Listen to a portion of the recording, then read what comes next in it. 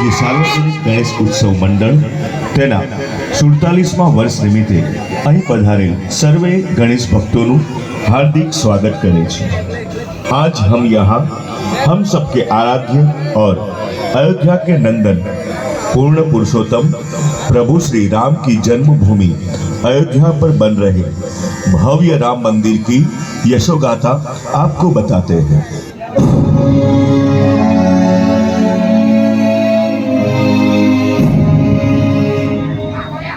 अयोध्या को भगवान राम के पूर्वज वैवस्वान के बेटे वैवस्वत मनु ने बसाया था। तभी से शहर पर सूर्यवंशी राजाओं का राज महाभारत काल तक रहा। यहीं पर दशरथ के महल में प्रभु श्री राम का जन्म हुआ था।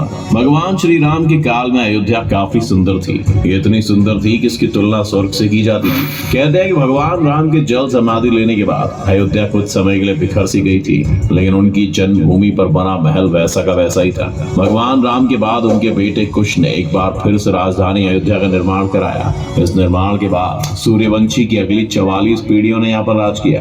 आखिरी राजा महाराजा बृहदबल ने भी यहीं पर शासन किया। कौशल राज बृहदबल की मृत्यु महाभारत युद्ध में अभिमन्यु के हाथों हुई थी और महाभारत के युद्ध के बाद अयोध्या उजाड़ सी हो गई। पौराणिक कथाओं के मुताबिक कौशल राज बृहदबल की मृत्यु के बाद ये उल्लेख मिलता है कि ईसा के लगभग 100 वर्ष पूर्व उज्जैन के चक्रवर्ती सम्राट विक्रमादित्य एक दिन शिकार करते करते अयोध्या पहुंच गए। थके होने के कारण वो अयोध्या में सरयू नदी के किनारे आम के पेड़ के नीचे अपनी सेना के साथ आराम करने लगे। उस समय वहां पर घना जंगल था और कोई बसावट भी नहीं थी। कथाओं के अनुसार महाराज विक्रमादित्य को इस जमीन पर कुछ चमत्कार दिखाई देने लगे। तब उन्होंने ढूंढना शुरू किया और पास के योगी व संतों के जरिए उन्हें पता चला कि श्री राम की अवध भूमि है। उन संतों की बात मानकर ही सम्राट विक्रमादित्य ने यहाँ एक बड़े मंदिर के साथ ही कुएं, तालाब और महल बनवाए। कहते हैं कि उन्होंने श्री राम जन्मभूमि पर काले रंग की कसौटी पत्थर वाले 84 खम्भों पर एक बड़े मंदिर का निर्माण कराया था, जो कि बहुत ज्यादा खूबसूरत था। और इस दौर के बाद शुरू हुआ भारत भूमि पर विदेशी आक्रांताओं का आतंकी दौर। चलो अब हम इसे भी बताते हैं।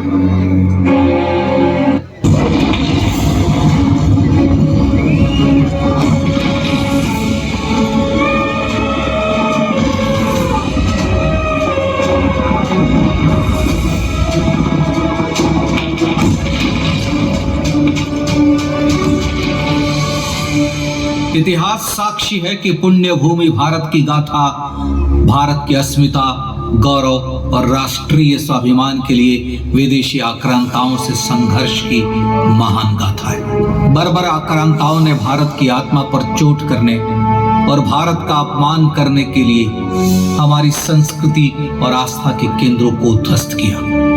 सोमनाथ, काशी, मथुरा और अयोध्या के मंदिरों का तोड़ा जाना आज भी भारत की स्मृतियों में जीवित है। सन 1528 में अयोध्या में भगवान श्री राम के मंदिर का मुगल आक्रांता बाबर द्वारा तोड़ा जाना ऐसी ही एक अक्षम्य घटना थी जिसने सीधे भारत के सम्मान और आत्मा पर चोट की।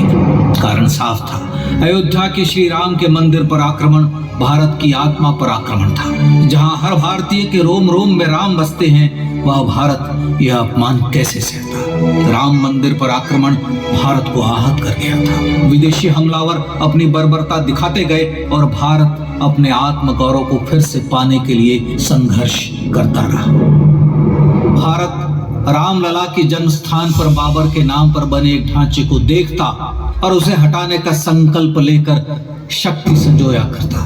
हिंदू समाज आत्मसम्मान के रण में डटा रहा और लगातार हमलावरों द्वारा बनाए गए बाबरी ढांचे को हटाने के लिए लड़ता रहा। सरयू कई बार रक्त से लाल हुई। कभी स्थानीय शासकों ने तो कभी साधु संतों और राम भक्तों ने राम जन्मभूमि की मुक्ति के लिए अपने प्राणों की आहुति दी।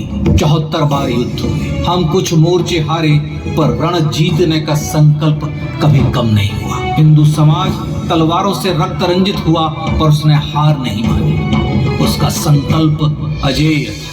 15 अगस्त 1947 को देश की आजादी के साथ सैकड़ों सालों से चले आ रहे इस संघर्ष में नई ऊर्जा और एक नया मोड़ आया। अचानक 23 दिसंबर 1949 को बाबरी ढांचे में श्री राम लला प्रकट हुए। हजारों राम भक्त दर्शन के लिए उमड़ पड़े।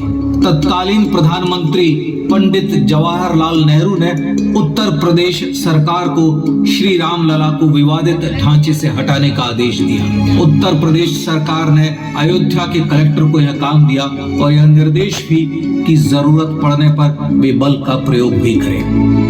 अयोध्या के कलेक्टर ने सरकार को उत्तर दिया कि यह नरसंहार के बिना संभव नहीं है और फिर भी वह ऐसा चाहती है तो किसी दूसरे कलेक्टर से यह काम करवा ले। परिणाम स्वरूप रामलला की मूर्ति वहीं विराजमान रही। विवादित ढांचे को बंद कर दिया गया। केवल पुजारी को सेवा अर्चना के लिए भीतर जाने की अनुमति थी। फिर भी राम भक्त विवादित ढांचे के बाहर से प्रभु श्री राम की आराधना करते रहे। भारत के हिंदू समाज के लिए चुनौतियां और बढ़ गई। मामला अदालत में गया। विपक्षी दलों द्वारा अदालत में भगवान श्री राम के अस्तित्व पर सवाल उठाए गए। उनके अयोध्या में ही जन्म लेने का प्रमाण मांगा गया। भारत का जनमानस अब आहत हो उठा था। विश्व हिंदू परिषद के नेतृत्व में मंदिर निर्माण के लिए पूरे देश में अभूतपूर्व आंदोलन की शुरुआत हुई। श्री राम जन्मस्थली मुक्ति यज्ञ समिति के साथ देश भर में राम जानकी की रथ यात्राएं निकली। राम लीलाओं में राम कथा के माध्यम से भारत का आम जन फिर से जुटा।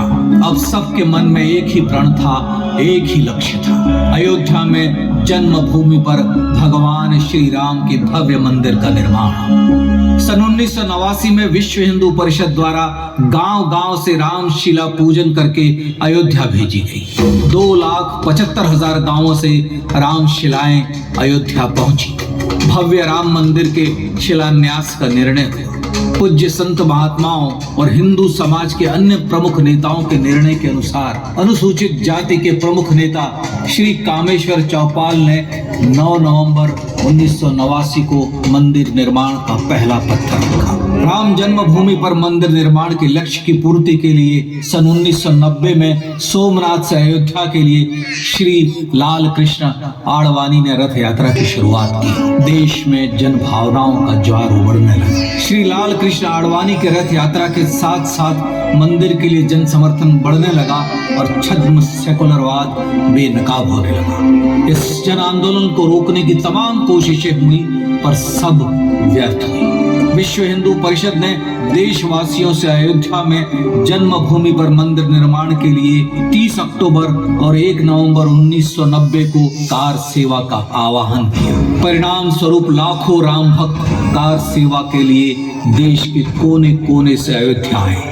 इससे देश की एकात्मता का विराट दर्शन हुआ। कार सेवकों को रोकने के लिए उत्तर प्रदेश के तत्कालीन मुख्यमंत्री श्री मुलायम सिंह यादव ने अयोध्या में परिंदे को भी पर न मारने देने की घोषणा की। स्थितियां गंभीर हो गई। अयोध्या से 200 किलोमीटर दूर रेलगाड़ियां रोक दी गई। अयोध्या युद्ध भूमि बना दी गई।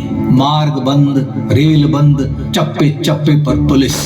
अयोध्या सैनिक छावनी में बदल गई। राम नाम पर ऐसी पाबंदी कि अर्थी ले जा रहे लोगों तक को रोका गया क्योंकि वे राम नाम सत्य कह रहे थे। लेकिन सैकड़ों किलोमीटर की यात्रा कर कार सेवक अयोध्या पहुंचने लगे। राम के गीत गाते, होठों पर हंसी और पांव में छाले लिए राम काज के लिए राम भक्त देश विदेश से अयोध्या पहुंचे।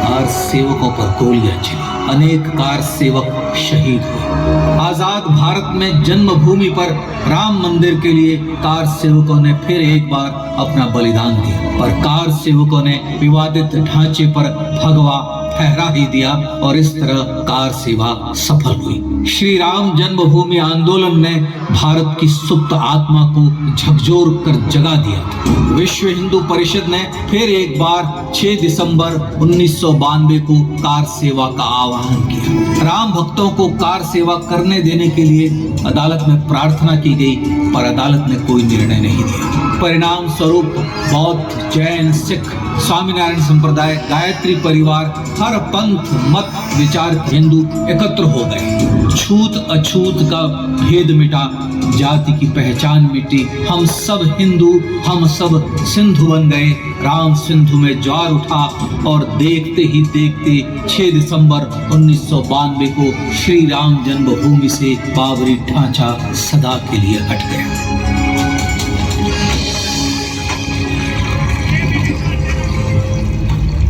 यह क्षण शौर्य, न्याय और सत्यमेव जयते का क्षण था। आखिरकार देश के सर्वोच्च न्यायालय के 5 जजों की खंडपीठ ने 9 नवंबर 2019 को ऐतिहासिक निर्णय दिया और यह कहा कि अयोध्या जन्मभूमि परिसर की पूरी 67 एकड़ भूमि रामलला की। 5 अगस्त 2020 को भारत के प्रधानमंत्री श्री नरेंद्र मोदी ने श्री राम जन्मभूमि तीर्थ क्षेत्र के अध्यक्ष पूज्य महंत नृत्य गोपाल दास, राष्ट्रीय स्वयंसेवक संघ के पूज्य सरसंघ चालक डॉक्टर मोहन भागवत एवं उत्तर प्रदेश के मुख्यमंत्री श्री योगी आदित्यनाथ की उपस्थिति में श्री राम जन्मभूमि पर भगवान श्री राम के भव्य मंदिर के लिए भूमि पूजन कर निर्माण कार्य का शुभारंभ किया। इस तरह लगभग 500 वर्षों से राम जन्मभूमि की मुक्ति के संघर्ष का पटाक्षेप हुआ।